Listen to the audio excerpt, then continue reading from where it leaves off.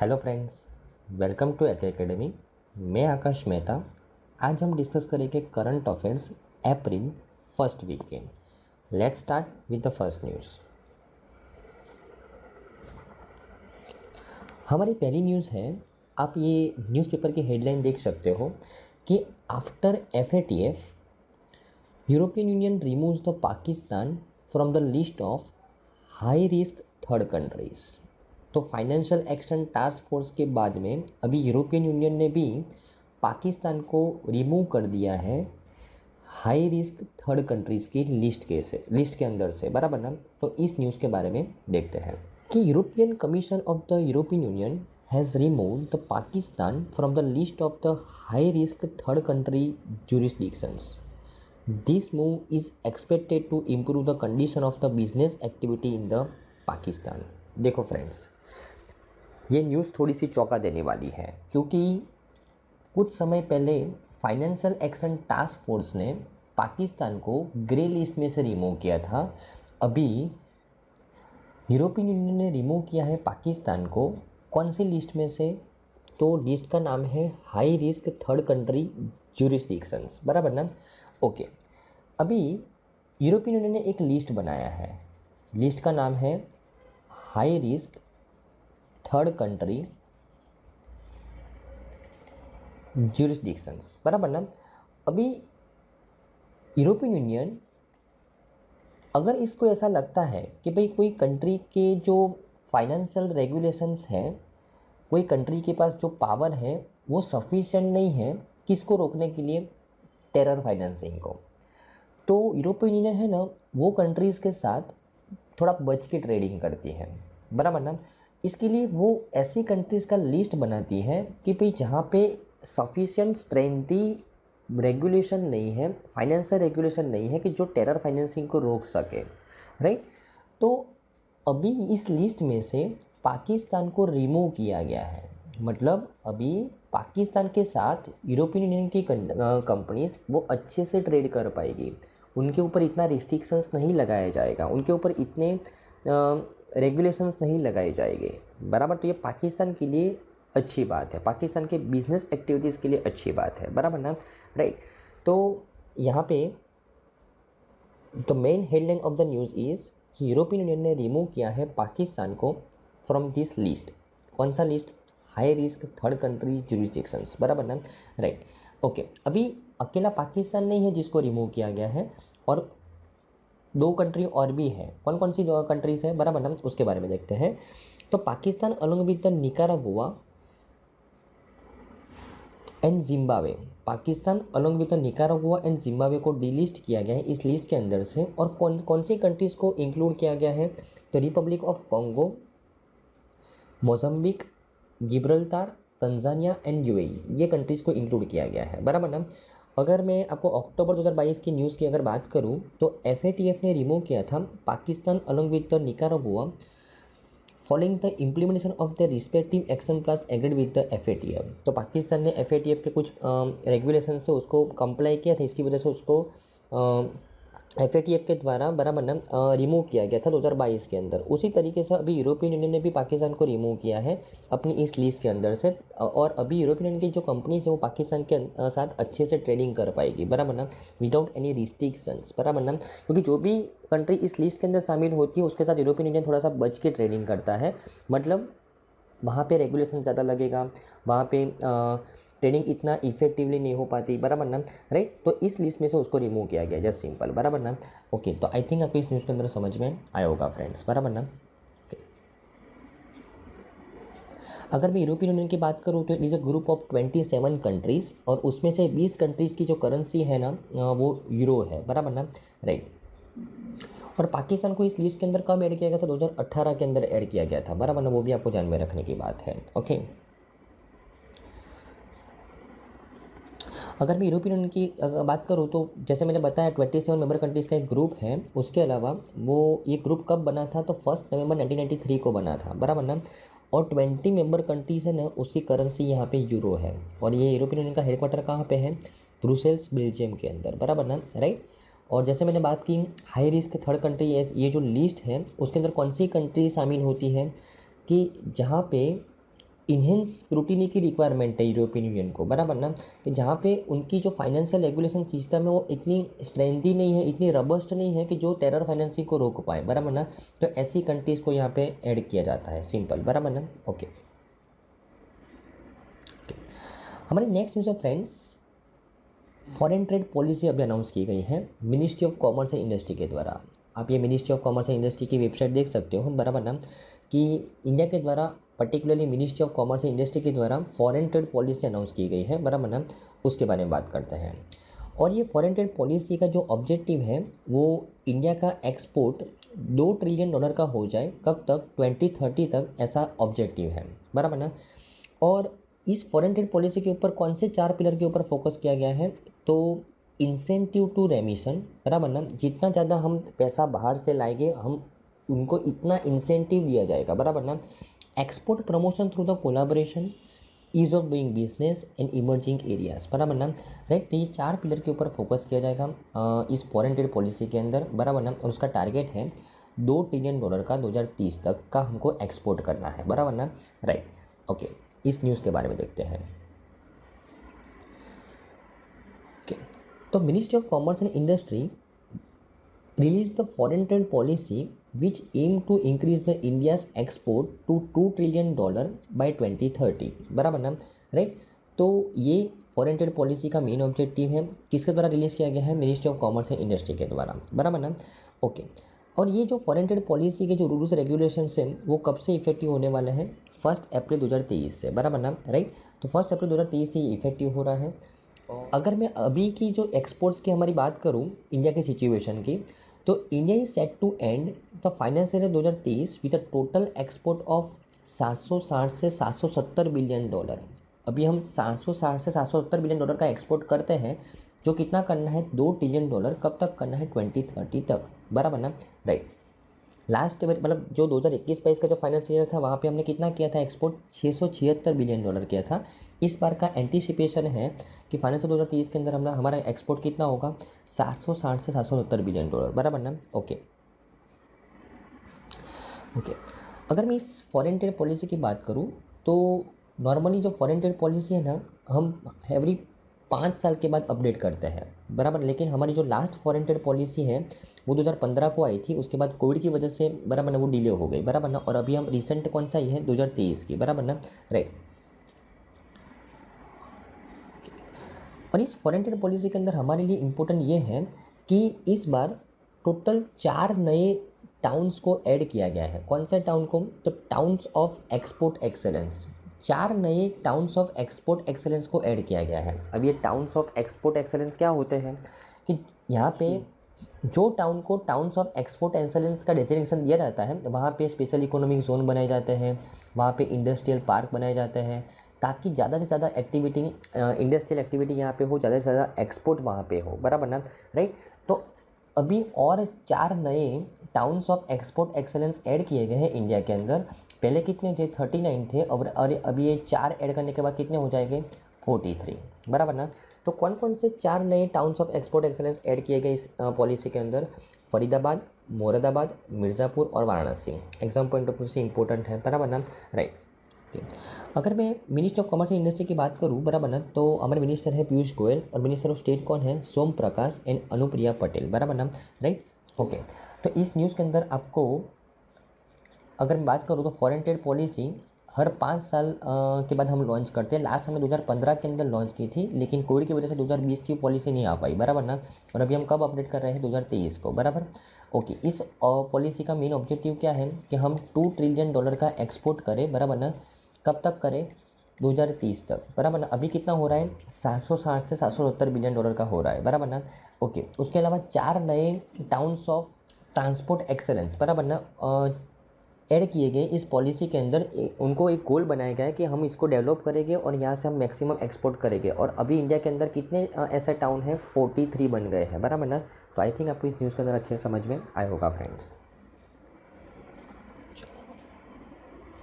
हमारी next news है friends कि अभी रिसेंटली स्मॉल सेविंग स्कीम्स के रेट ऑफ इंटरेस्ट बढ़ाए गए हैं for the Q1 of the financial year 2024, बराबर ना। तो सबसे पहले तो ये स्मॉल सेविंग स्कीम्स क्या होती है, और ये स्मॉल सेविंग स्कीम्स के रेट ऑफ इंटरेस्ट कौन डिसाइड करता है उसके बारे में बात करते हैं, बराबर ना। तो स्मॉल सेविंग स्कीम्स, जो भी इन्वेस्टमेंट हम पोस्ट ऑफिस के माध्यम से करते हैं, बराबर ना, जो भी इंस्ट्रूमेंट के अंदर हम पोस्ट ऑफिस के माध्यम से इन्वेस्टमेंट करते हैं, उस इंस्ट्रूमेंट्स को स्मॉल सेविंग स्कीम्स कही जाती है, बराबर ना। देश के अंदर 12 स्मॉल सेविंग स्कीम्स हैं, बराबर ना। यहाँ पे पोस्ट ऑफिस में जो आप सेविंग अकाउंट खुलवाते हो वो भी आ गया, जो आप रिकरिंग डिपॉजिट करवाते हो वो भी आ गया, जो आप फिक्स डिपॉजिट करवाते हो अलग अलग टाइम पीरियड की, बराबर, वो भी आ गया, बराबर ना, राइट। तो टोटल मिला के 12 स्मॉल सेविंग स्कीम्स है, बराबर ना, देश के अंदर।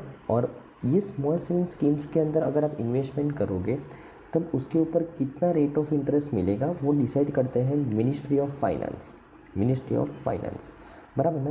तो हर एक क्वार्टर के लिए, हर एक क्वार्टर की शुरुआत के अंदर उस पर्टिकुलर क्वार्टर में कितना रेट ऑफ इंटरेस्ट मिलेगा और उसका डिसीजन लिया जाता है, सिंपल, बराबर ना, राइट, ओके। और स्मॉल सेविंग स्कीम्स के अंदर जितना भी सिटीजन्स का डिपॉजिट पड़ा है वो गवर्नमेंट यूज़ कर सकता है। देखो, आप जो बैंक के अंदर इन्वेस्टमेंट करते हो बैंक किसी और को लोन देने के लिए यूज़ करता है, लेकिन पोस्ट ऑफिस के अंदर जितना भी आप इन्वेस्टमेंट करते हो वो गवर्नमेंट यूज़ कर सकती है, बराबर ना, राइट। तो ये एग्ज़ाम पॉइंट ऑफ व्यू से इसके रेट ऑफ इंटरेस्ट बहुत ही इंपॉर्टेंट है। तो ये 12 की 12 स्कीम्स के नहीं, लेकिन कुछ 5 स्मॉल सेविंग स्कीम्स हैं, उसके rate of interest directly exam में पूछे जाते हैं, बराबर ना, उसके बारे में बात करते हैं। तो ये टोटल 12 स्मॉल सेविंग स्कीम्स है, बराबर ना। आप देख सकते हो कि सेविंग डिपॉजिट, मतलब पोस्ट ऑफिस के अंदर जब आप सेविंग अकाउंट खुलवाते हो तब वहाँ पे कितना इंटरेस्ट मिलता है, 4%, बराबर ना। 1 साल की टाइम डिपॉजिट, 2 साल की टाइम डिपॉजिट, टाइम डिपॉजिट का मतलब होता है फिक्स डिपॉजिट, एफडी, 3 साल की एफडी, 5 साल की एफडी, 5 साल की रिकरिंग, बराबर ना, राइट। तो ये 6 स्कीम्स आपके एग्जाम पॉइंट ऑफ व्यू से इंपॉर्टेंट नहीं है, राइट। ये सीनियर सिटीजन सेविंग स्कीम्स के ऊपर 8.20% रेट ऑफ इंटरेस्ट मिलता है, जो सबसे अभी तक का सबसे हाईएस्ट है, बराबर ना। वो भी आपके लिए काम का नहीं है, लेकिन ये जो 5 स्कीम है ना उसके रेट ऑफ इंटरेस्ट आपके लिए काम के है, बराबर ना, राइट।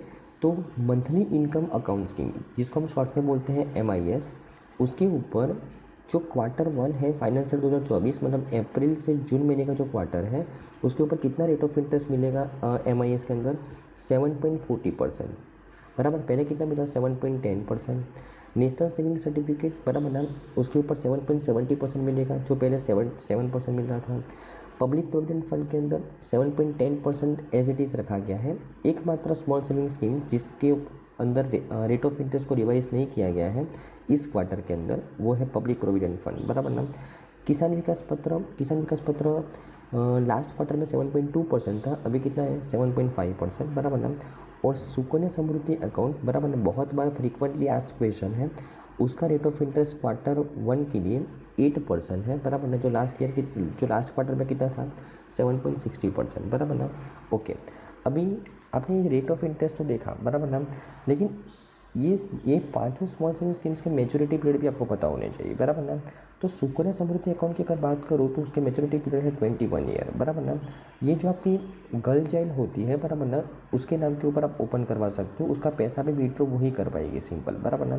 किसान विकास पत्र, किसान विकास पत्र के मेच्योरिटी पीरियड है 115 मंथ, 115 महीना, बराबर ना। जो पहले था वो 120 मंथ की मेच्योरिटी वाले थे, बराबर ना, अभी 115 मंथ की मेच्योरिटी की गई है, बराबर ना, इंपॉर्टेंट है। किसान विकास पत्र की मेच्योरिटी अभी कितनी की गई है, 115 महीने की, बराबर ना। Public provident fund, public provident fund उसकी मेच्योरिटी पीरियड है 15 साल। नेशनल सेविंग सर्टिफिकेट 5 साल और MIS 5 साल, बराबर ना, राइट। तो ये सभी के मेच्योरिटी पीरियड भी आपको याद रखना है, सिंपल, बराबर ना, ओके। कि जैसे मैंने आपको बताया कि जो गवर्नमेंट ऑफ इंडिया है वो रिव्यू करती है interest rate for the small saving schemes on the quarterly basis, बराबर ना, राइट, ओके। अगर मैं बात करूँ कि फाइनेंशियल 2023 के अंदर, बराबर ना, स्मॉल सेविंग स्कीम्स में कितना पैसा रफली डिपॉजिट किया गया होगा, या तो फिर मैं बोल सकता हूँ इन्वेस्ट किया गया होगा, 4.39 लाख करोड़, बराबर ना, इतना प्रोजेक्शन किया जा रहा है, सिंपल, बराबर ना, राइट। जो फाइनेंशियल 2024 के अंदर टारगेट है 4.71 लाख करोड़ का इन्वेस्टमेंट करवाना, सिंपल, बराबर ना। ओके, जितना पैसा स्मॉल सेविंग स्कीम्स में आएगा ना, उतनी हमारी फिजिकल डेफिसिट को हम अच्छे से कंपेंसेट कर पाएंगे, बराबर ना, राइट। क्योंकि एक ऐसा पैसा है कि जो सिटीजन से हम बोरो नहीं करते, हम इन्वेस्टमेंट करवाते हैं, बराबर ना, राइट। ओके, तो ये जो 12 स्मॉल सेविंग स्कीम्स है, बराबर ना, वो तो रेगुलर स्मॉल सेविंग स्कीम्स है। लेकिन इस साल के बजट के अंदर, बराबर ना, प्रधानमंत्री महिला सम्मान स्मॉल सेविंग स्कीम का अनाउंसमेंट किया गया है, बराबर ना। अब ये प्रधानमंत्री महिला सम्मान स्मॉल सेविंग स्कीम्स के बेनिफिट्स क्या है, तो यहाँ पे आप कोई भी वुमेन या तो फिर जो गर्ल चाइल्ड है उनके नाम के ऊपर आप एक सेविंग स्कीम ओपन करवा सकते हो, बराबर ना। यहाँ पे आपको 2 साल का लॉक इन पीरियड रहेगा, बराबर ना। और उसके ऊपर आप जितना भी डिपॉजिट करवाओगे, डिपॉजिट कितना करवा सकते हो, तो 1000 से लेके 2 लाख तक का आप डिपॉजिट करवा सकते हो, बराबर ना। लेकिन 2 साल का लॉक इन पीरियड रहेगा, बराबर, और फिक्स इंटरेस्ट मिलेगा 7.5%, बराबर ना। इस इंटरेस्ट में रिवर्समेंट नहीं होगा। लेकिन ये स्कीम कब तक है, 31 मार्च 2025 तक है, बराबर ना, 31 मार्च 2025 तक है, बराबर ना। तो ये भी एक स्मॉल सेविंग स्कीम्स है जिसका इन्वेस्टमेंट आप पोस्ट ऑफिस के माध्यम से कर सकते हो, बराबर ना। लेकिन किसी महिला के नाम के ऊपर, किसी गर्ल चाइल्ड के नाम के ऊपर ये ओपन करवा सकते हो, बराबर ना। 2 साल का मैच्योरिटी पीरियड है, 1 साल से लेके 1000 से लेके 2 लाख तक का आप इन्वेस्टमेंट कर सकते हो मैक्सिमम। और कितना फिक्स इंटरेस्ट मिलेगा, 7.5%, बराबर ना, राइट। तो आई थिंक आपको इस न्यूज़ के अंदर अच्छे से समझ में आया होगा। अगर मैं मिनिस्ट्री ऑफ फाइनेंस की बात करूं, तो मिनिस्ट्री ऑफ फाइनेंस है हमारे निर्मला सीतारामन, बराबर ना। मिनिस्टर ऑफ स्टेट है पंकज चौधरी, डॉक्टर भागवत किशन राव कराड़, बराबर ना। और departments under the ministry of finance, बराबर ना, बहुत बार फ्रीक्वेंटली आस्क्ड क्वेश्चन में से एक है। तो कौन कौन से डिपार्टमेंट्स हैं, तो department of expenditure, department of economic affairs, department of revenue, department of financial services, department of investment and public asset management and department of public enterprise, बराबर ना। तो इतने डिपार्टमेंट्स हैं मिनिस्ट्री ऑफ फाइनेंस के under में, बराबर ना, right. Okay, हमारे नेक्स्ट न्यूज़ है फ्रेंड्स कि women spend 7.2 hours on the unpaid domestic work compare to the 2.8 hours spend by the man, बराबर ना। इस रिपोर्ट के बारे में बात करते हैं कि वुमेन कितना स्पेंड करती है, 7.2 आवर्स, बराबर ना, on the unpaid domestic work, ऐसा काम करने में कि जिसके बदले में उसको पैसा नहीं मिल रहा है, बराबर ना। उसके बदले में जो मैन है वो कितना स्पेंड कर रहे हैं, 2.8 आवर्स, बराबर ना। मतलब वुमेन लगभग 5.5 आवर्स, बराबर ना, मैन की कंपैरिजन में वुमेन ज़्यादा अनपेड वर्क कर रही है डेली बेसिस के ऊपर, बराबर ना। ऐसा ये रिपोर्ट बोल रहा है। ओके, तो इस रिपोर्ट के बारे में देखते हैं। ओके, तो आप इस रिपोर्ट की हेडलाइन देख सकते हो, बराबर ना, कि women age between 15 to 29 years, बराबर ना, spend 5.5 hours more than man during the unpaid labour, बराबर ना। ये कौन बोल रहा है, मोस्पी। मोस्पी एक मिनिस्ट्री का नाम है, ministry of statistics and program implementation, बराबर ना। तो मोस्पी के द्वारा एक रिपोर्ट लॉन्च किया गया है। इस रिपोर्ट के अकॉर्डिंग, बराबर ना, कि जो वुमेन है जिनकी एज 15 से 29 साल के बीच में है, बराबर, वो डेली बेसिस के ऊपर ऐसा काम करती है जिसके बदले में उनको पैसा नहीं मिल रहा है। और ऐसा कितने घंटे काम कर रही है, 5.5 घंटे ज़्यादा काम कर रही है मैन के कंपेरिजन में। अगर आपको एब्सोल्यूट वैल्यू बताऊँ तो एक वुमेन एक दिन के अंदर 7.2 आवर्स अनपेड वर्क कर रही है कंपेयर टू मैन कितने कर रहे हैं एक दिन के अंदर, 2.8 आवर्स, बराबर ना, राइट। ओके, तो ये जो मोस्पी के द्वारा ये जो रिपोर्ट लॉन्च किया गया उसका नाम क्या है, तो women and man in India, बराबर ना, women and man in India 2022 ये रिपोर्ट का टाइटल है, बराबर ना। तो टाइटल क्या कह रहा है कि 5.5 घंटे वुमेन एक दिन के अंदर ज़्यादा अनपेड वर्क कर रही है। वुमेन कौन सी वुमेन, 15 से 29 साल की जिनकी एज है उनकी बात कर रहे हैं, बराबर ना, राइट। तो एक्चुअली ये जो मोस्पी है, बराबर ना, वो जेंडर इनइक्वालिटी के ऊपर फोकस कर रहा है। जो इंडिया के अंदर जेंडर इनइक्वालिटी प्रवर्तमान है, बराबर ना, उसका डेटा, एक क्वांटिटेटिव डेटा इसने इस रिपोर्ट के माध्यम से निकाला है, बराबर ना, राइट। ओके, तो यहाँ पे जो डोमेस्टिक अनपेड वर्क है वो कौन से टाइप के वर्क है, जस्ट आपको एग्जाम पॉइंट ऑफ व्यू से, जस्ट एक नॉलेज पॉइंट ऑफ व्यू से ज़रूरत है, बराबर ना, कि भाई unpaid domestic services for the household members, बराबर ना, कि जो घर के लोगों के जो काम है जिनके बदले में उनको काम पैसा नहीं मिल रहा है, ऐसा काम। तो मेल एक दिन के अंदर 97 मिनट्स ऐसे काम करने के लिए डिस्ट्रीब्यूट करते हैं, लेकिन आप फीमेल को देखो एक दिन के अंदर लगभग 300 minute unpaid domestic service for the household members के लिए वो निकालती है, बराबर ना, राइट, ओके। उसके अलावा केयर गिविंग सर्विस के लिए मेल 76 मिनट और वुमेन 134 मिनट, बराबर ना। तो यहाँ से आप अंदाज़ा लगा सकते हो कि किस तरीके से ये सब एक्टिविटी के अंदर वुमेन ज़्यादा इन्वॉल्व है कंपेयर टू मेन, जो जेंडर इनइक्वालिटी दिखाता है, बराबर ना, राइट। अगर मैं इनइक्वालिटी इन वेल्थ के बारे में बात करूँ तो टोटल नंबर ऑफ जो इंडिविजुअल सेविंग्स अकाउंट है इन शेड्यूल कॉमर्शियल बैंक्स, बराबर ना, उसमें से मात्र 35% अकाउंट्स है ना वो वुमेन होल्डर है। और ये 35% अकाउंट के अंदर जितना भी पैसा बैंक्स के अंदर पड़ा है उसमें मात्र 20% कंट्रीब्यूशन है। तो देश में जितना भी पैसा बैंक्स के अंदर पड़ा है मात्र 20% के ऑनर है वुमेन और मात्र 35% वुमेन अकाउंट होल्डर है देश के अंदर, बराबर, जो भी जेंडर इनइक्वालिटी दिखाता है, बराबर ना। हालांकि अगर बात करें कि average deposit amount in the accounts of the man and women is not that different. भले अगर for example average deposit amount की बात करें, बराबर ना, तो मैन एंड वुमेन की कंपैरिजन करें तो इंडियन मैन के अकाउंट के अंदर ऑन एन एवरेज 43,000 है, बराबर, और इंडियन वुमेन के अकाउंट के अंदर ऑन एन एवरेज 42,900 है, बराबर ना। तो उसके अंदर डिफरेंस नहीं है। क्यों डिफरेंस नहीं है? क्योंकि अभी देखो एवरेज का फॉर्मूला क्या होता है, total amount upon number of person, बराबर ना। तो अगर नंबर ऑफ पर्सन ही कम है तो उसका एवरेज ऑटोमेटिकली ज़्यादा ही आएगा ना, बराबर ना। तो एवरेज से लेना देना नहीं है। अब यहाँ पे देखो कि मात्र 20% पैसा वुमेन का है बैंक्स के अंदर और मात्र 35% अकाउंट्स वुमेन होल्डर है, बराबर ना। तो वो जेंडर इनइक्वालिटी दिखाता है, बराबर ना, राइट।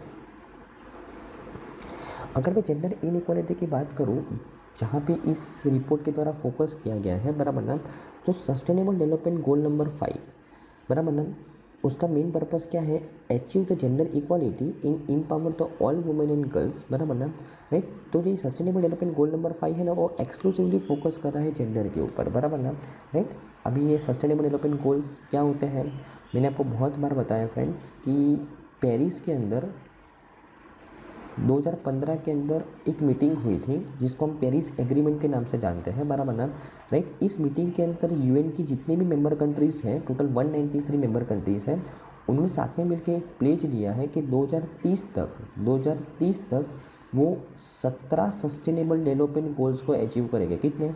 17। 2030 तक 17 सस्टेनेबल डेवलपमेंट गोल्स को अचीव किया जाएगा, बराबर ना, राइट।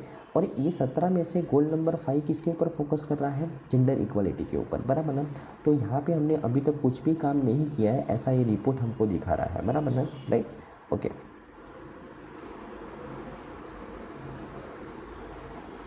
ओके, तो जैसे मैंने आपको बात की सस्टेनेबल डेवलपमेंट गोल्स क्या है, तो सस्टेनेबल डेवलपमेंट गोल्स 2015 के अंदर जो मीटिंग बैठी थी पेरिस के अंदर वहाँ पे डिसाइड किया गया है टोटल 17 सस्टेनेबल डेवलपमेंट गोल्स को, बराबर ना, राइट। और हम मोस्पी के द्वारा सस्टेनेबल डेवलपमेंट गोल्स के अंदर हमने कैसा काम किया है इसके लिए एक फ्रेमवर्क भी तैयार किया गया है, नेशनल इंडिकेटर फ्रेमवर्क। कब तैयार किया गया? 2018 के अंदर, बराबर ना, राइट। तो ये भी आपको ध्यान में रखना है, बराबर ना, ओके। अगर मैं मोस्पी की बात करूँ तो उसके मिनिस्टर ऑफ स्टेट डायरेक्टली है, इंडिपेंडेंट चार्ज, मिनिस्टर नहीं है उसके कोई, राव इंद्रजीत सिंह, बराबर ना। और सेक्रेटरी कौन है? डॉक्टर जीपी सामंता, बराबर ना, ओके। तो आई थिंक आपको इस न्यूज़ को अच्छे से समझ में आया होगा फ्रेंड्स। हमारी नेक्स्ट न्यूज़ है कि अभी रिसेंटली 5th पोषण पखवाड़ा सेलिब्रेट किया गया था, बराबर ना, 20 मार्च से लेकर 3 अप्रैल तक, बराबर ना, उसके बारे में बात करते हैं। तो ministry of women and child development celebrated the 5th पोषण पखवाड़ा nation wide from 20th March two 3 April to raise the awareness about the importance of the nutrition and promote the healthy eating habits through the जन आंदोलन and जन भागीदारी, बराबर ना। Actually कि पोषण पखवाड़ा हर साल मार्च महीने के सेकेंड हाफ के अंदर सेलिब्रेट किया जाता है। किसके द्वारा? Ministry of women and child development के द्वारा। कौन है उसके मिनिस्टर? स्मृति ईरानी, बराबर ना, राइट।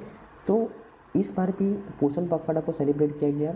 इस पोषण पखवाड़ा को सेलिब्रेट करने का मेन ऑब्जेक्टिव क्या है? To raise the awareness about the importance of the nutrition and promote the healthy eating habits, बराबर ना, थ्रू द जन आंदोलन, पीपल्स मूवमेंट एंड जन भागीदारी, पीपल्स पार्टिसिपेशन। ओके, तो इस बार के पोषण पखवाड़ा का थीम क्या था कि भाई nutrition for all together towards a healthy India. Nutrition for all together towards a healthy India इस बार का थीम था, बराबर ना, राइट। ओके, अगर मैं पोषण पखवाड़ा की बात करूँ तो पोषण पखवाड़ा हम सेलिब्रेट करते हैं एक अभियान के अंदर में। कौन सा अभियान है? पोषण अभियान। पोषण अभियान, तो उसके अंदर में ये पोषण पखवाड़ा हम हर साल सेलिब्रेट करते हैं। तो ये पोषण अभियान पीएम मोदी के द्वारा कब लॉन्च किया गया था? मार्च 2018 के अंदर लॉन्च किया गया था, बराबर ना, राइट। तो अभी इसका 5th एडिशन था और हम हर साल मार्च महीने के अंदर लास्ट 15 डेज उसका सेलिब्रेशन करते हैं, बराबर ना। उसके अलावा हम साल के अंदर एक बार सितंबर महीने के अंदर राष्ट्रीय पोषण माह, राष्ट्रीय पोषण माह, ये सितंबर महीने के अंदर हम राष्ट्रीय पोषण माह भी सेलिब्रेट करते हैं लोगों के अंदर न्यूट्रिशन के बारे में अवेयरनेस क्रिएट करने के लिए, बराबर ना, राइट। ओके,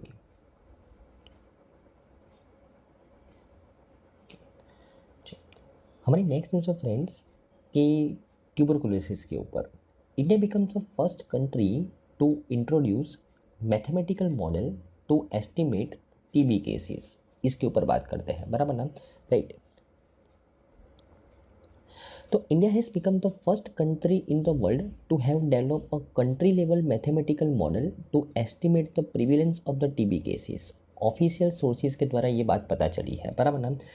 और आप इस इंडिया टुडे न्यूज़पेपर की कटिंग भी देख सकते हो कि भाई इंडिया वर्ल्ड की पहली कंट्री बनी है जिसने टीबी के केसेस को एस्टिमेट करने के लिए एक मैथमेटिकल मॉडल डेवलप किया है, बराबर ना। उसके बारे में बात करते हैं।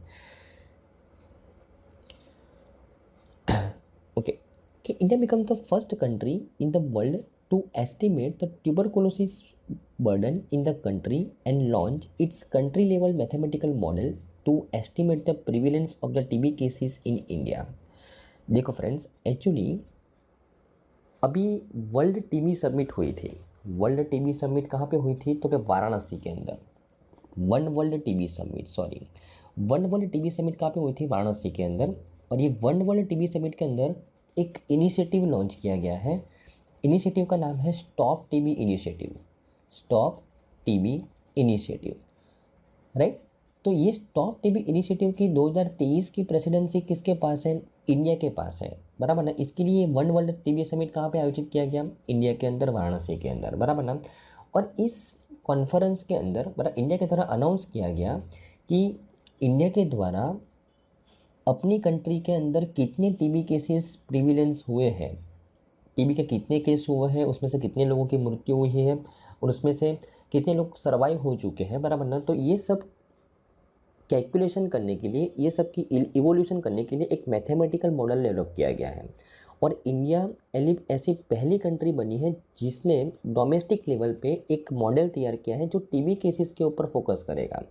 अभी तक एकमात्र संस्था दुनिया के सभी देशों के अंदर कितना टीबी प्रिविलेंस हो रहा है उसके ऊपर कैलकुलेशन कर रहा था। वो संस्था कौन सी थी? WHO।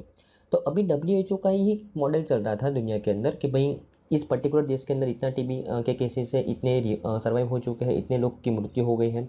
लेकिन अभी इंडिया अपने लेवल पे अपने खुद की प्रिविलेंस को चेक करेगा अपने मॉडल से, बराबर ना।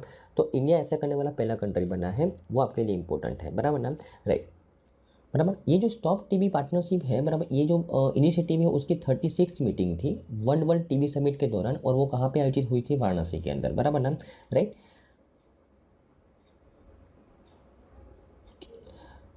ओके, ये मैथमेटिकल मॉडल क्या इंडिकेट करेगा? तो mathematical model for the TB cases was developed based on the natural history of the disease, individual status of the infection, disease, health care seeking, missed और correct diagnosis, treatment coverage and outcomes including the cure and death, बराबर। तो ये सभी चीज़ों का यहाँ पे comprehensive data launch करेगा, बराबर, ये मैथमेटिकल मॉडल, बराबर ना, राइट। तो अगर मैं इंडिया के जो टीबी एस्टिमेट्स हैं as per the new model उसके बारे में बात करूँ तो इन 2021 WHO ने प्रोजेक्ट किया था कि भाई estimated death from the communicable disease वो कितने हैं? 4.94 lakh, whereas it was now about 3.20 lakh under the new India's model, बराबर ना। 2021 के अंदर इंडिया के द्वारा WHO के द्वारा क्या प्रेडिक्ट किया गया था कि भाई कम्युनिकेबल डिसीज़ के द्वारा कितनी डेथ हुई है? 4.94 लाख। लेकिन हमारे मॉडल के द्वारा कितना एस्टिमेट किया गया है? 3.20 लाख, बराबर ना, right. The Indian mathematical model estimated the TB incidence rate पर 10,000 इन इंडिया टू बी 196 इन 2022, बराबर, instead of the 210 estimated by the WHO, बराबर ना। WHO के द्वारा कितना एस्टिमेट किया गया था? 210, लेकिन वो 2021 के अंदर एस्टिमेट किया गया था कि हर 10,000 पर्सन में से 210 लोगों को टीबी है, ओके। लेकिन इंडिया के मैथमेटिकल मॉडल के द्वारा क्या एस्टिमेट किया गया है? 2022 का डेटा है कि हर 10,000 पर्सन के बीच में 196 टीबी के केसेस है, बराबर ना, right. According to WHO the TB mortality rate, बराबर ना, 2021 के अंदर पर 10,000 कितना था? 35, और वो इंडिया के मैथमेटिकल मॉडल के द्वारा रिड्यूस किया गया है 2022 के अंदर कि पर 10,000 पर्सन के बीच में 23 लोगों की मौत होती है टीबी की वजह से, बराबर ना। तो 2021 के कंपैरिजन में हमने 2022 में प्रोग्रेस किया है, ऐसा ये रिपोर्ट, ऐसा ये मैथमेटिकल मॉडल बता रहा है, बराबर ना। तो आई थिंक आपको इस न्यूज़ के अंदर अच्छे समझ में आया होगा फ्रेंड्स। हमारी नेक्स्ट न्यूज़ है फ्रेंड्स कि नासा के द्वारा अभी क्रू मेंबर्स का अनाउंसमेंट किया गया है फॉर द अर्टेमिस 2 मिशन, बराबर ना। अर्टेमिस 2 जो मून मिशन है उसके लिए, और उसमें से पहली बार किसी वुमेन को मून के अंदर भेजा जाएगा, बराबर नहीं, मून मिशन के लिए सिलेक्ट किया गया है, और पहली बार कोई ब्लैक एस्ट्रोनॉट को ये मून मिशन के लिए सिलेक्ट किया गया है, वो आपके लिए इंपॉर्टेंट है। तो इस न्यूज़ के बारे में बात करते हैं, ओके। अगर मैं इस न्यूज़ के बारे में डिटेल में बात करूं तो नासा, जिसको हम बोलते हैं national aeronautics and space administration and Canadian space agency, announce the 4 astronauts crew for the Artemis 2 mission, बराबर ना, which includes 3 USA nationals and 1 Canadian astronaut, बराबर ना। तो 4 क्रू मेंबर्स में से एक तीन USA के और एक कनाडा के है, बराबर ना, राइट। ये अर्टेमिस 2 मिशन है ना, वो मून की सरफेस को इन्वेस्टिगेट करने के लिए लॉन्च किया गया है, बराबर ना। एक्चुअली नासा के द्वारा 2020 के अंदर अर्टेमिस 1 मिशन लॉन्च किया गया था, अर्टेमिस 1 मिशन, बराबर ना, राइट। और ये कौन से मिशन की बात है? अर्टेमिस 2 मिशन, जो 2024 के अंदर लॉन्च करने वाला है नासा, बराबर ना। लेकिन ये ह्यूमन स्पेस फ्लाइट है, बराबर, मतलब ह्यूमन मतलब एस्ट्रोनॉट्स जाएंगे यहाँ पे मून के सरफेस के ऊपर एस्टिमेट का इन्वेस्टिगेशन करने के लिए, बराबर ना, राइट। तो अर्टेमिस 2 मिशन के लिए अभी जस्ट क्रू मेंबर को सिलेक्ट किया गया है, बराबर ना। तो उसमें से 4 क्रू मेंबर में से 3 USA के हैं और एक कनाडा के हैं, बराबर ना, okay. For the first time the lunar mission crew includes a women astronaut, पहली बार लूनर मिशन के ऊपर, मतलब ये मून मिशन के ऊपर पहली बार किसी वुमेन एस्ट्रोनॉट को सिलेक्ट किया गया है, और उनका नाम क्या है? Christina Koch. उसके अलावा a person of the colour, जो अफ्रीकन अमेरिकन है, पहली बार कोई ब्लैक पर्सन को सिलेक्ट किया गया है, बराबर, मून मिशन के लिए, बराबर ना। उनका नाम क्या है? Victor Glover, okay. उसके अलावा 2 और मेंबर कौन से हैं? रेड वाइजमैन, जो USA के हैं, और कनाडा के कौन हैं? जेरेमी हैंस, बराबर ना। तो ये 4 पर्सन के नाम आपको ये ध्यान में रखना है, बराबर ना, ओके।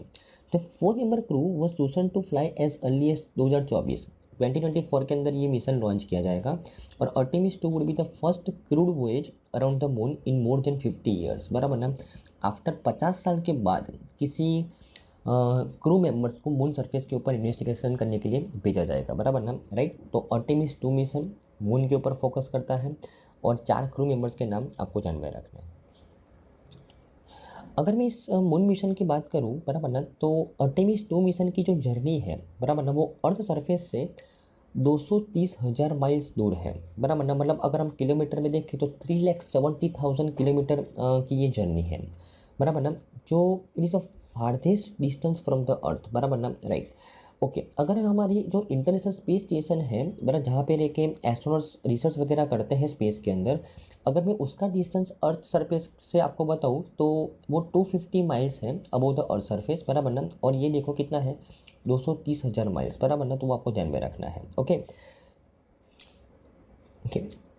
जैसे मैंने आपको बताया, सॉरी, यहाँ पे अर्टेमिस 1 मिशन है ना, वो सक्सेसफुली कंप्लीटेड इन द दिसंबर 2022, बराबर ना। और ये अर्टेमिस 2 मिशन के लिए प्रिपरेशन की जा रही है नासा के द्वारा, बराबर ना, ओके। तो आई थिंक आपको इस न्यूज़ के अंदर अच्छे से समझ में आया होगा फ्रेंड्स, बराबर ना। हमारी नेक्स्ट न्यूज़ है फ्रेंड्स समर बफर, बराबर ना, okay. India's first cool roof policy takes off in Telangana, उसके बारे में बात करते हैं, बराबर ना, right, okay. Telangana launch Telangana cool roof policy 2023 to 2028 बराबर ना for all types of the building to reduce the temperature in the Hyderabad and other urban areas in the Telangana.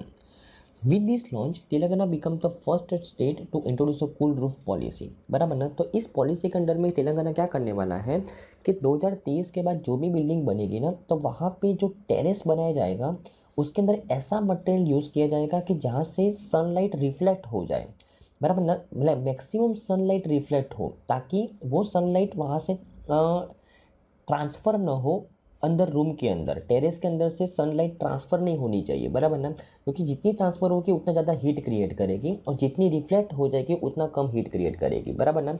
तो तेलंगाना गवर्नमेंट का ऑब्जेक्टिव है कि जो बाहर का एटमॉस्फेयर है और उससे 2.5 से 4 डिग्री सेल्सियस टेम्परेचर अंदर रूम के अंदर कम हो जाए, ऐसा हमको मटेरियल यूज़ करना है फॉर द टेरेस। जो भी बिल्डिंग हम बनाते हैं उसके टेरेस के लिए बराबर ना, राइट, ताकि मैक्सिमम सनलाइट वहाँ से रिफ्लेक्ट हो जाए बराबर ना। तो इसके लिए तेलंगाना गवर्नमेंट के द्वारा एक पॉलिसी लाई गई है, कूल रूफ पॉलिसी, जिसका नाम है कि 2023 से 2028 ये 5 साल के अंदर जितनी भी बिल्डिंग को सैंक्शन किया जाएगा वहाँ पे ये पर्टिकुलर मटेरियल्स को सिलेक्ट किया जाएगा कि जहाँ से सनलाइट मैक्सिमम रिफ्लेक्ट हो बराबर ना, राइट। तो इंडिया के किसी स्टेट के द्वारा लॉन्च की गई पहली बार किसी कूल रूफ पॉलिसी को यहाँ पे लॉन्च किया गया है बराबर ना, to reduce the heat impact and heat stress in the Telangana बराबर ना। ओके, तो आई थिंक आपको इस न्यूज़ के अंदर अच्छे से समझ में आया होगा।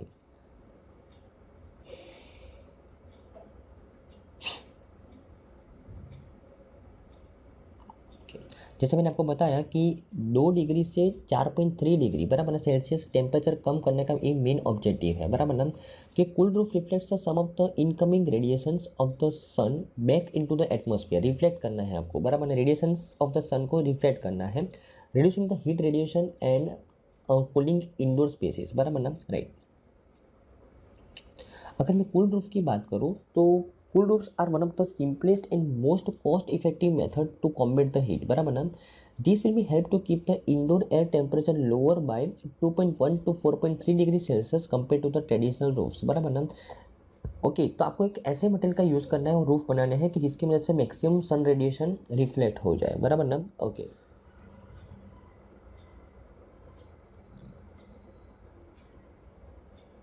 अगर मैं तेलंगाना की बात करूँ बराबर ना, तो चीफ मिनिस्टर है के चंद्रशेखर राव, गवर्नर है उसके तमिलिसाई सुंदरराजन बराबर ना, और ये उसके इम्पोर्टेंट टाइगर रिजर्व है नागार्जुन सागर श्री सलीम टाइगर रिजर्व बराबर ना। और ये जो टाइगर रिजर्व है वो आंध्र प्रदेश से भी लिंक है बराबर ना, और Kawal tiger reserve, 2 tiger reserve वहाँ पे है। ओके, तो आई थिंक आपको इस न्यूज़ के अंदर अच्छे समझ में आया होगा friends.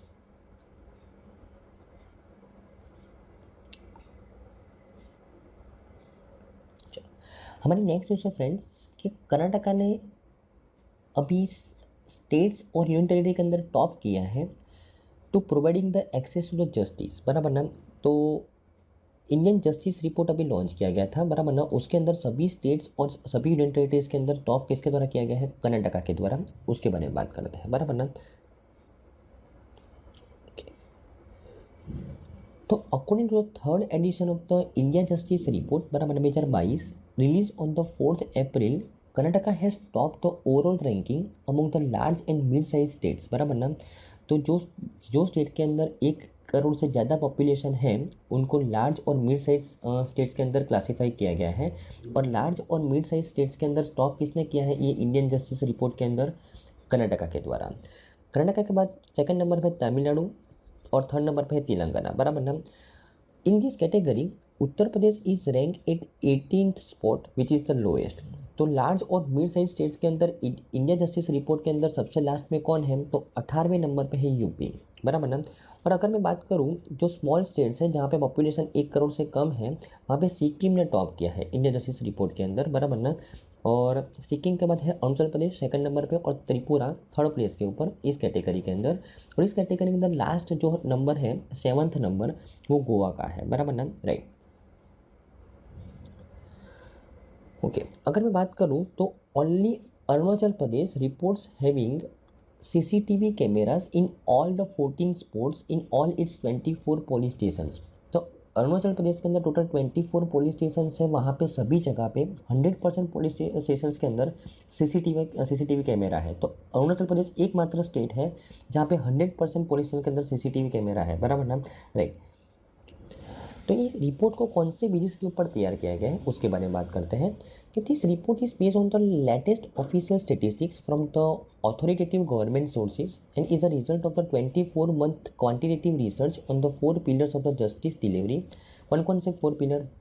Police, judiciary, prison and legal aid, बराबर है कि एक पर्टिकुलर स्टेट के अंदर ये जस्टिस के जो 4 पिलर हैं इसके अंदर कैसे सर्विस प्रोवाइड की जा रही है, बराबर ना, राइट। कितनी इफेक्टिव सर्विस प्रोवाइड की जा रही है उसके ऊपर यहाँ पे असेसमेंट किया गया है, बराबर ना, राइट। और हर एक पिलर को जज करने के लिए, इवोल्यूट करने के लिए यहाँ पे रिपोर्ट ने कंसीडर किया है factors such as budget, human resources, workload, diversity, infrastructure and trend compare to the states own declare standards and benchmark, बराबर ना। तो ये सभी चीज़ों को ध्यान में रख के रिपोर्ट को तैयार किया गया है, बराबर ना, राइट। ओके, अगर मैं कुछ स्टेटिक फैक्ट्स के बारे में बात करूं तो as of December 2022 India had 19 जजेस पर मिलियन पॉपुलेशन। 10 लाख पॉपुलेशन के सामने इंडिया के पास कितने जज हैं? 19 जज हैं। बैकलॉग ऑफ 4.8 करोड़ केसेस, बराबर ना, राइट। तो एक्चुअल नंबर ऑफ जजेस नाउ स्टैंड्स एट 15 पर मिलियन पॉपुलेशन, बराबर ना, राइट। तो अभी तो 2023 के अंदर 15 जज हैं पर मिलियन पॉपुलेशन के सामने, बराबर ना, राइट। ओके, और अगर हम बात करें प्रिजन्स, तो जेल है ना उनकी कैपेसिटी से 130% ज़्यादा वो फुलफ़िल हो चुकी है, बराबर। मतलब जेल भी बहुत कम है जो हमारे क्रिमिनल्स हैं उनके सामने, बराबर ना, right. In the police women are only about 11.75% despite their numbers doubling in the last decade and about 29% of the officer positions are vacant, बराबर ना। तो पुलिस डिपार्टमेंट के अंदर मात्र 11.75% वुमेन्स है, बराबर ना, राइट। और अगर मैं police to the population ratio की अगर बात करूँ तो इंडिया के अंदर पर लाख पॉपुलेशन के सामने 152 पुलिस है, जो ग्लोबल एवरेज कितनी है? नेशनल स्टैंडर्ड 222 होनी चाहिए, बराबर ना। तो यहाँ पे इस रिपोर्ट के अंदर ये भी दिखाया गया है, ओके। अगर मैं बात करूँ कि जो इंडिया का जो पर कैपिटा स्पेंड है on the free legal aid, बराबर ना, लोगों को लीगल सर्विस फ्री में प्रोवाइड करने के लिए इंडिया कितना खर्चा कर रहा है पर कैपिटा? तो मात्र 3.87 रुपीज़ पर एनम खर्चा कर रहा है, बराबर ना, राइट। और मात्र 2 यूनियन टेरिटरी जो दिल्ली एंड चंडीगढ़ है उनके अलावा कोई भी स्टेट के द्वारा 1% से ज़्यादा खर्चा नहीं किया जाता जुडिशरी के ऊपर, बराबर ना। तो वो भी एक चिंताजनक बाबत है, बराबर ना। अगर मैं ये इंडिया जस्टिस रिपोर्ट की बात करूँ, is a first of its kind national public reporting that ranks the capacity of the states to deliver the justice, बराबर ना। It is a collaborative effort undertaken in the partnership with the Bengaluru based civil society organization Daksh, commonwealth human rights initiative, common cause, centre for social justice, Vidhi, centre for the legal policy and TISS Prayas. तो ये सभी संस्था के द्वारा ये report तैयार किया जाता है साथ में मिलकर, बराबर ना। और ये सबसे पहले इनिशिएट किया गया था 2019 के अंदर टाटा ट्रस्ट के द्वारा, बराबर ना, राइट। ओके, अगर मैं टाटा ट्रस्ट की बात करूँ तो उसके चेयरमैन कौन है? रतन टाटा। और हेडक्वार्टर कहाँ पे? मुंबई, महाराष्ट्र के अंदर। तो आई थिंक आपको इस न्यूज़ को अंदर अच्छे से समझ में आया होगा फ्रेंड्स।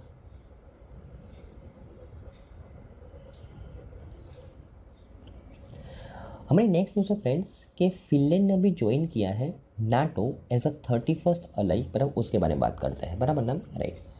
तो Finland become the नाटोज newest member upon depositing its instrument of accession to the North Atlantic Treaty with the US at the NATO headquarter in the Brussels, बराबर ना। तो नाटो जिसको हम बोलते हैं नॉर्थ एटलांटिक ट्रीटी ऑर्गेनाइजेशन, बराबर ना। तो एक ट्रीटी हुई थी जिसको हम बोलते हैं वॉशिंगटन ट्रीटी, बराबर ना। तो इस ग्रुप के अंदर अभी कौन ज्वाइन हो गया है? फिनलैंड, बराबर ना। उसके बारे में बात करते हैं, ओके। अगर मैं नाटो की बात करूँ फ्रेंड्स कि NATO is a political and military alliance of the countries in the Europe and north America. तो एक तो पॉलिटिकल और मिलिट्री अलायंस है नाटो, बराबर ना। Countries in the Europe and north America, बराबर ना। यूरोप और नॉर्थ अमेरिका के कंट्रीज का एक अलायंस है, बराबर ना। NATO was establish on the Washington treaty, also known as the North Atlantic treaty, बराबर ना, right. The treaty was sign by the 12 founding members, बराबर ना। कब साइन किया गया था? 1949 के अंदर, बराबर ना। कहाँ पे? वॉशिंगटन DC, US के अंदर। It establish the unique link between this two continent, कौन से दो कॉन्टिनेंट, यूरोप और नॉर्थ अमेरिका, बराबर ना, allowing them to consult and collaborate in the field of the defense and security as well as implement the multinational crisis management operations together, बराबर ना।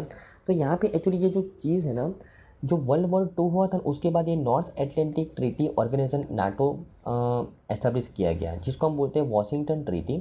तो इस ट्रीटी के अंदर जो दो कॉन्टिनेंट है, यूरोप और नॉर्थ अमेरिका, बराबर ना, ये दो कॉन्टिनेंट के देश आपस में एक दूसरे के साथ मिलके डिफेंस और सिक्योरिटी के ऊपर काम करते हैं, ताकि अगर कोई दुश्मन कंट्री उनके ऊपर आक्रमण करे तो वो लोग साथ में मिलके उसके ऊपर उनको डिफेंड करें, उनके ऊपर आक्रमण करें, बराबर ना, राइट।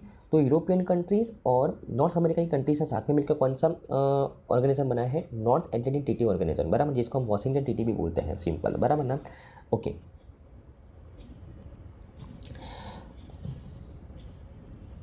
ओके तो अगर मैं इस वॉशिंगटन ट्रीटी की बात करूं तो अभी उसका 31st मेंबर कौन बना है, फिनलैंड बना है, बराबर ना। और ये नाटो का हेडक्वार्टर कहाँ पे है, ब्रुसेल्स, बेल्जियम के अंदर, बराबर ना। उसके बारे में बात करते हैं।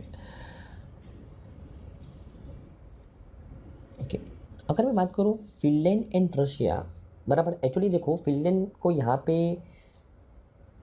ज्वाइन होने की वजह ये है कि बराबर ना, कि फिनलैंड के साथ रशिया 1340 किलोमीटर की बॉर्डर को शेयर कर रहा है, बराबर ना। तो अभी रशिया ने यूक्रेन के ऊपर आक्रमण किया है, तो फिनलैंड को डर लग रहा है कहीं वो उसके ऊपर आक्रमण ना कर ले, बराबर ना, राइट, ओके। क्योंकि रशिया और बाकी की यूरोपियन कंट्रीज़ की नहीं बनती है, बराबर ना, राइट। तो रशिया धीरे धीरे सभी यूरोपियन कंट्रीज़ के ऊपर फोकस कर रहा है, इसके लिए यहाँ पे फिनलैंड ने नाटो के साथ ज्वाइन होने का फैसला किया था, बराबर ना। और वो अभी नाटो के साथ ज्वाइन हो गई है, मतलब रशिया अगर फिनलैंड के ऊपर आक्रमण करेगा तो बाकी की जो 30 मेंबर कंट्रीज है वो रशिया के ऊपर साथ में मिलकर डिफेंड करेगी और आक्रमण कर सकती है, बराबर ना, राइट। तो Finland and Russia share 1340 kilometer border, hence Finland's membership effectively doubles the Russia's border with the world's largest security alliance, बराबर ना। तो ये जो नाटो की जो मेंबर कंट्रीज है उसमें से बहुत सारी कंट्री के साथ रशिया बॉर्डर शेयर कर रहा है, बराबर ना, राइट।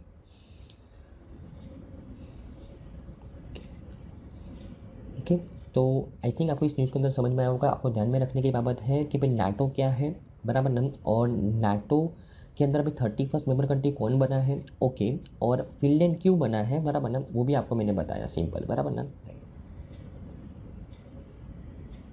ओके। हमारी नेक्स्ट न्यूज़ है फ्रेंड्स कि UK accepted as a 12th member of CPTPP trade bloc, पर हम उसके बारे में बात करते हैं, ओके। तो the accession working group of the comprehensive and progressive agreement for the trans Pacific partnership, बराबर ना, comprehensive and progressive agreement for the trans Pacific partnership, ये जो CPTPP है, बराबर ना, जो एशिया पैसिफिक कंट्री का एक ट्रेड ब्लॉक है, बराबर ना। तो उसके अंदर अभी पहली बार कोई यूरोपियन कंट्री यहाँ पे ऐड हुई है और वो उसका नाम क्या है, यूके, बराबर ना। With this, UK became the first European nation and the first non-founding country to join comprehensive and progressive agreement for the Trans-Pacific Partnership, बराबर ना, right. This will be now expand the Asia-Pacific bloc's coverage to the edge of the Europe, बराबर ना, right. तो पहली बार कोई European countries ने इस trade block के अंदर पार्टिसिपेट किया है, इसका मेंबर कंट्री बना है और ये 12th मेंबर कंट्री बना है इस comprehensive and progressive agreement for the trans Pacific partnership का, बराबर ना, राइट, ओके। अगर मैं इस एग्रीमेंट की अगर बात करूँ तो इस एग्रीमेंट को 2018 के अंदर साइन किया गया था 11 नेशंस के द्वारा। It is a free trade agreement, तो एक दूसरे के अंदर वो ईजिली ट्रेड कर सके, इसके लिए 11 नेशंस के द्वारा, जो एशिया पैसिफिक नेशंस हैं उनके द्वारा ये एग्रीमेंट साइन किया गया था, बराबर ना। और UK will be the trade group second biggest economy after Japan, बराबर ना। तो यहाँ पे यूके ने इनके साथ पार्टनरशिप करके उनके साथ फ्री ट्रेड एग्रीमेंट साइन कर लिया है, बराबर ना, इस पार्टनरशिप के अंदर शामिल हो गए, बराबर ना, राइट। क्योंकि यूके का अगर बात करूँ तो यूके के 8% एक्सपोर्ट है ना, ये CPTPP के जो मेंबर कंट्रीज है ना वहाँ पे जा रहा है। तो अगर यूके इनके साथ पार्टनरशिप करता है तो उसको बहुत सारा बेनिफिट होगा, सिंपल, बराबर ना, ओके, बराबर। तो यहाँ पे आपको बेनिफिट्स ऑफ द यूके भी बताया है कि membership in the CPTPP would be provide the relaxation to the restrictions on the trade between the member countries and the reduces the tariff on the goods, बराबर। तो इसके लिए UK को बहुत सारा बेनिफिट होने वाला है क्योंकि उसका 8% एक्सपोर्ट इन्हीं कंट्रीज़ के अंदर जाता है, इसके लिए, बराबर ना, राइट। तो आई थिंक फ्रेंड्स आज की तमाम न्यूज़ के अंदर आपको अच्छे से समझ में आया होगा friends. Thank you friends, bye.